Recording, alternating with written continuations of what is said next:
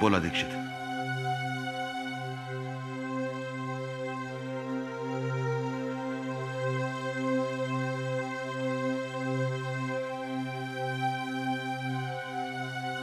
आज मासाहेबांचा 13वा आहे. मी जे काही बोलणार आहे त्यासाठी खरं म्हणजे आजचा दिवस योग्य नाहीये. हे बघा दीक्षित, जे काही सांगायचे ते स्पष्टपणे सांगा.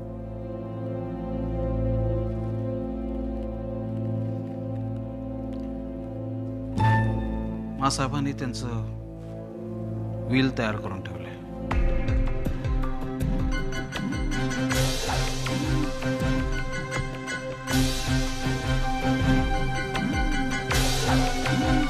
व्हील?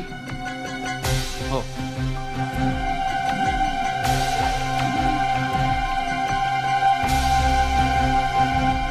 आणि तेच वाचण्यासाठी आज मी इथे आलो.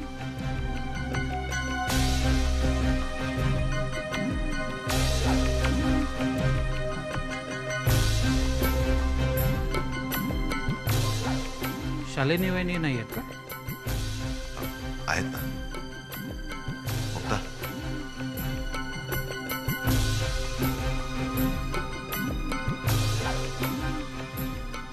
दीक्षित, आज मानचं 13वं आहे.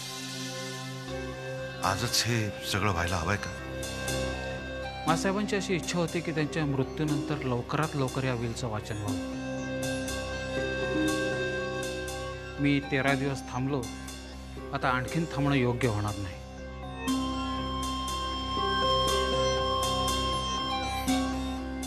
यावेळी मासाहेबांनी त्यांचं मृत्यूपत्र बनवलंय, त्याचंच आता मी इथे वाचन करणार. सगळ्यांनी नीट लक्षपूर्वक ऐका.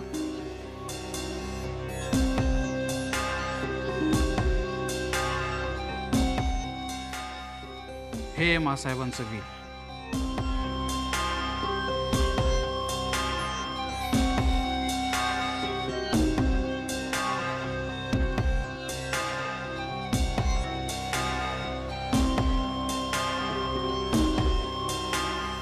अमृत डेअरीचा सर्व कारभार यापुढे पद्माकर आणि सागर यांच्यावर सोपवला आहे.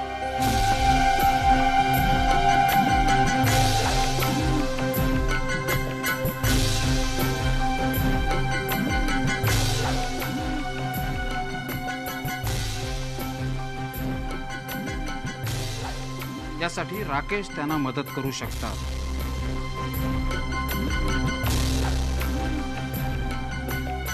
मात्र ऑफिसच्या सर्व कारभारावर गोवर्धन प्रभू यांचं नियंत्रण हवं.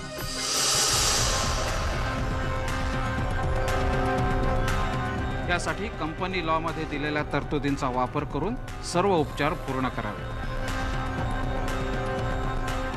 ऑफिसच्या सर्व महत्त्वाच्या कारभाराबाबत आम्ही गोवर्धन प्रभू यांना सिग्नेटरी पॉवर देत आहोत.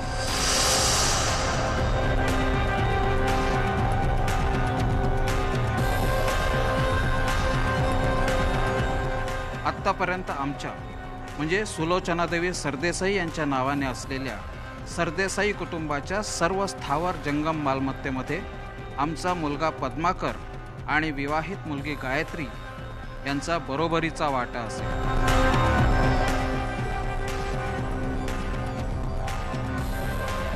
मात्र आमचा दुसरा मुलगा दिवाकर आणि त्याची पत्नी मेघना या दोघांना आम्ही आमच्या या मृत्यूपत्राद्वारे बेदखल करत आहोत.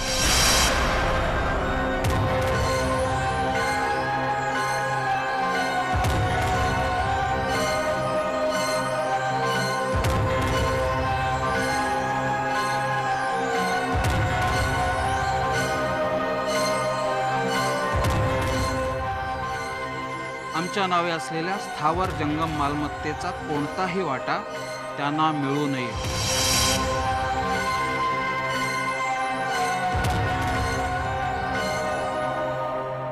कसं शक्य आहे?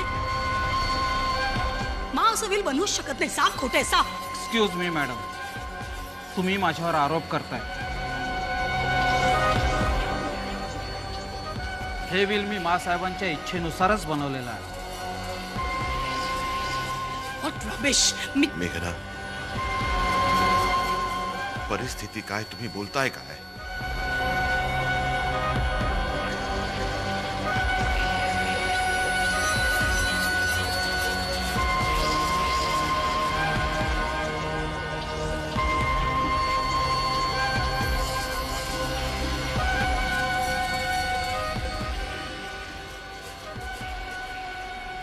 Dikshit, please continue.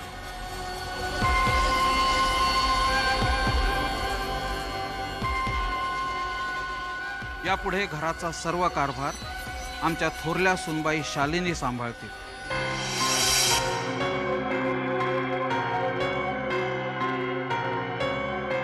घराच्या आणि घराच्या तिजोरीच्या किल्ल्या त्यांच्याकडे असतील.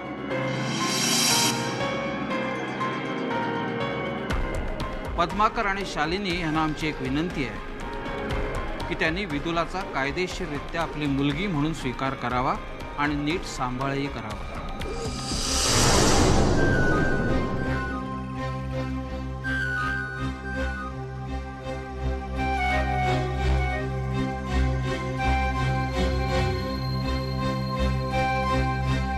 विदुलाच्या भविष्यासाठी आम्ही खास तरतूद केलेली आहे. आमच्या नातसूना मुक्ता आणि ज्योती तसंच आमची नात विनी यांच्या नव्या प्रोजेक्टसाठी स्वतंत्र आर्थिक तरतूद केलेली आहे. त्यानुसार त्यांनी कामकाज सुरू करावं. आमचे म्हणजे सुलोचनादेवी सरदेसाई यांचे स्वतःचे दागिने या तिघींमध्ये वाटले जावेत.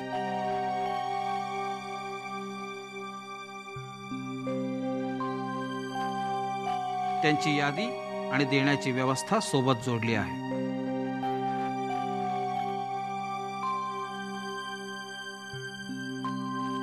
सरदेसाईंच्या घरात इमाने इतबारे सेवा करणाऱ्या जीवा आणि नाथाला प्रत्येकी 5 लाख रुपये दिलेले आहेत.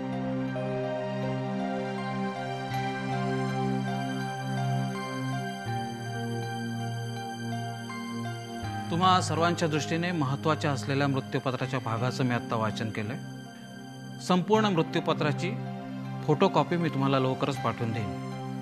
या संदर्भात जर तुम्हाला कोणालाही काही चर्चा करायची असेल तर त्यांनी मला ऑफिसमध्ये कॉन्टॅक्ट करावा. येऊ मी?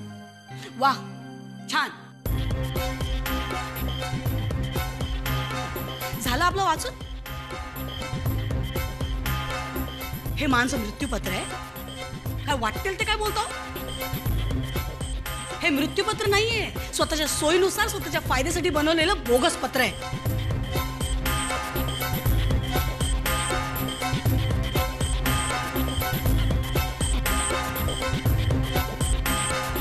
तुम्हाला काय म्हणायचंय? भाऊजींना आणि 1.5 दमडीच्या नोकरांमध्ये मा एस्टेट वाटून टाकणार आहेत? युसलेस. साफ खोटं बोलताय तुम्ही दीक्षित, साफ खोटं. गप्पा बसा.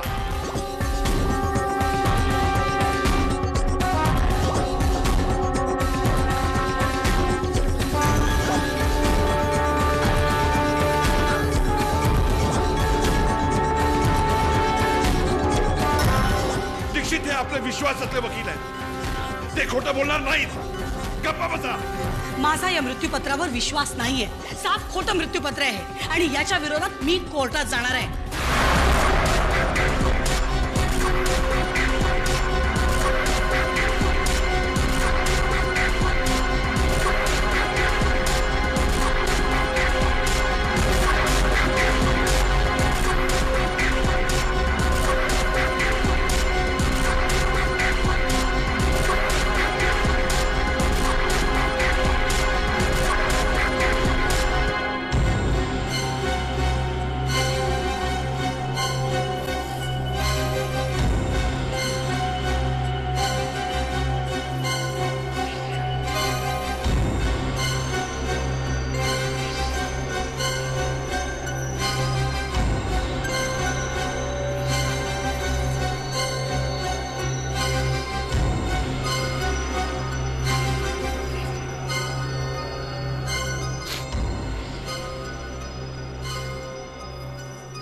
दीक्षित, आपण प्लीज आपण नंतर बोलूया का? सगळ्यांनाच खूप त्रास होतोय, सगळेच खूप स्ट्रेस्ड आहेत. प्लीज. ठीक आहे, मी उद्या फोन करतो, मग आपण बोलू.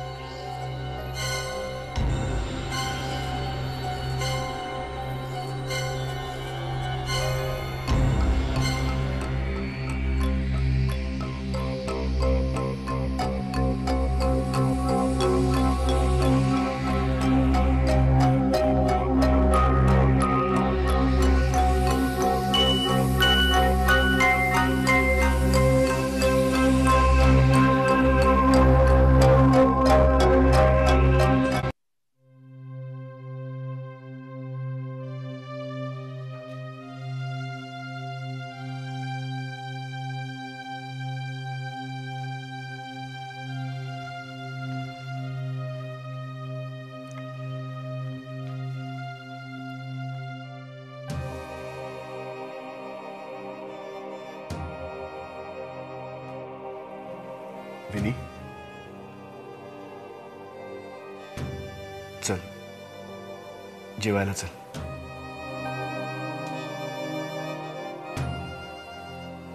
विनी, असं कसं चालेल?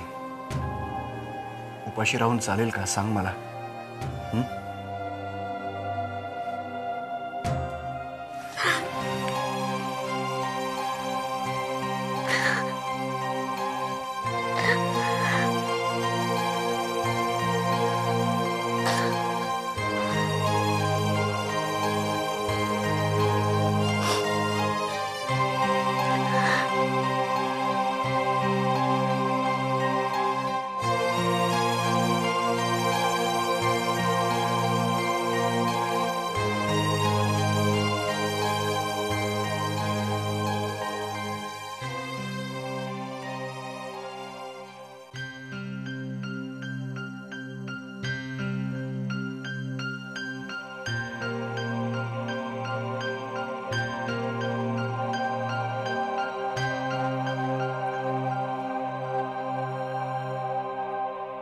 अहो,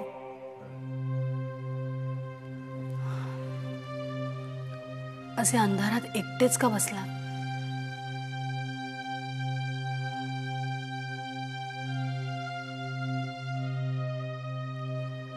दिवाकर,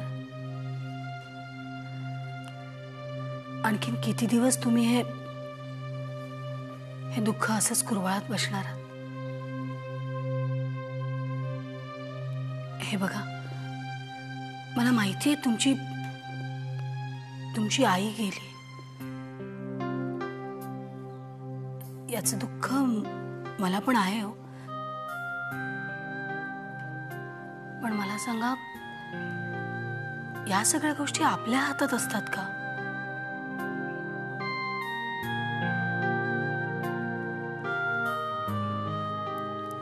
आणि दिवाकर,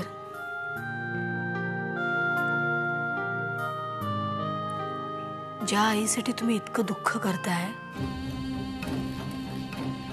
त्या तुमच्याशी कशा वागल्या तुम्हाला आठवतंय ना?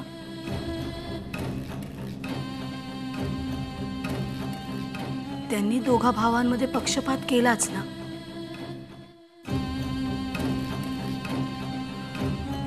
हे बघा दिवाकर,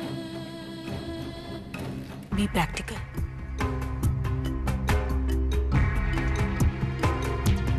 दिवाकर, तुम्ही आता स्वतःला सावरायला हवं, नाहीतर आयुष्यभर शोक करत बसण्याची वेळ आपल्यावर येईल. तुम्हाला कळतंय मी काय बोलते?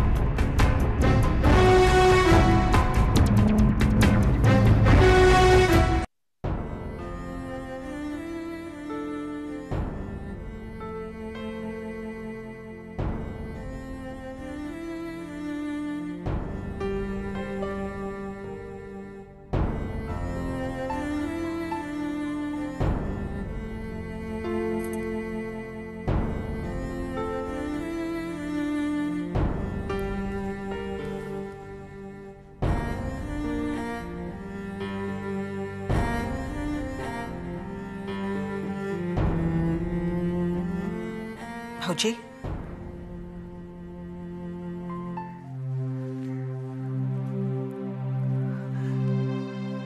थोडंसं खाऊन घेणार का?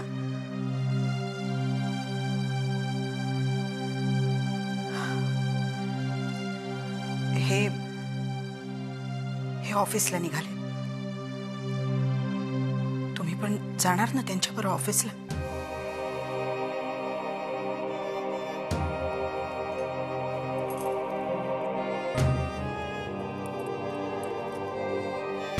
असं करून कसं चालेल भाऊजी?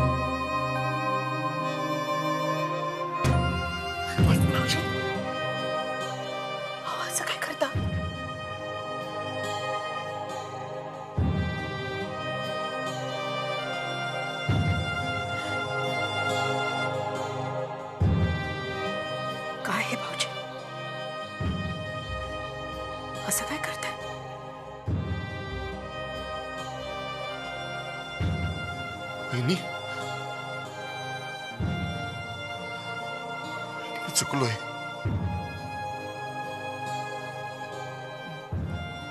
मी तुमच्या सगळ्यांचा अपराधी आहे.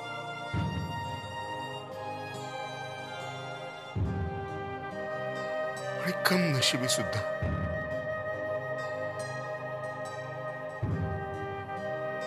मला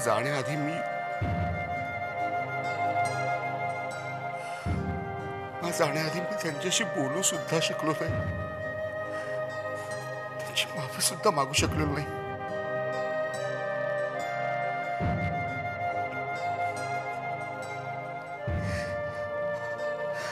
तर आयुष्यभर मी हे असंच अपराध्याचं जीवन जगणार आहे. बहिणी, परत येणार आहेत का मला माफ करायला?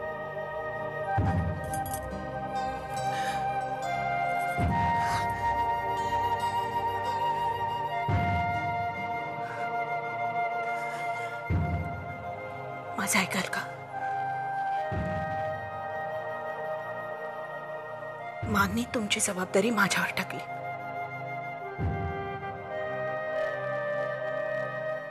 अधिकाराने नाही भाऊजी, पण आईच्या मायेने सांगते. तुम्ही हे घर सोडून कधीही कुठेही जायचं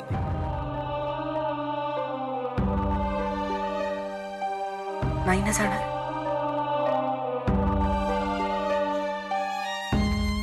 ऐकाल ना भाऊजी?